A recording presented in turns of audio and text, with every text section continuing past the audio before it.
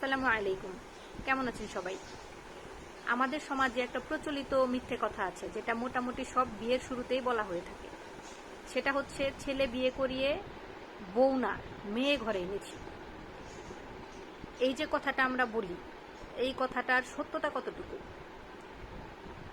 একটা সংসারে থাকতে গেলে মা বাবার সাথে, ভাই বোনের সাথে, শ্বশুর শাশুড়ির সাথে মনোমালিন্য হতেই পারে।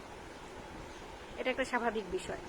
কিন্তু মনোমালিন্য হলে একটা মেয়ে তার বাবা মার সাথে যেভাবে বিহেভ করে, যেভাবে কথা বলে, তার শ্বশুর শাশুড়ির সাথে অবশ্যই সেভাবে কথা বলতে পারবে না। তাহলে শ্বশুর শাশুড়ি বাবা মা কিভাবে হলো? আবার আমরা তো মানুষ মাত্রই ভুল করে থাকি। ছেলের বউ যদি ভুল করে, শাশুড়ি যদি ছেলের বউকে শাসন করে, তাহলে কিন্তু ছেলের বউ সেটাকে সহজভাবে নেয় না। কিন্তু সেই ক্ষেত্রে যদি তার বাবা মা শাসন করতো, সে কিন্তু সেটাকে সহজভাবেই নিত। শাশুড়ির হস্তক্ষেপ নিজের জীবনে আমার মনে হয় না কোনো ছেলের বউ পজিটিভ ভাবে নেয়। এক্ষেত্রে চিন্তা করলে দেখা যায় যে ছেলের বউ কখনো মেয়ে হতে পারে না। আসলে প্রত্যেকটা সম্পর্কেরই আলাদা একটা সৌন্দর্য আছে, সেই জন্য প্রত্যেকটা সম্পর্কের নামও আলাদা।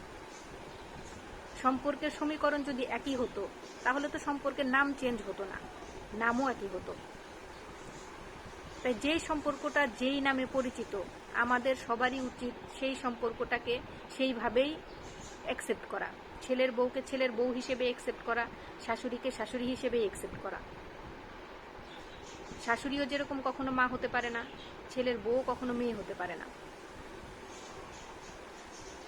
তাই একটা সম্পর্ককে আরেকটা সম্পর্কের ভেতরে ঢুকিয়ে তালগোল পাকানোর থেকে যেই সম্পর্ক যেরকম আছে সেটাকে সেভাবে থাকতে দিলেই সম্পর্কের সৌন্দর্য ঠিক থাকে।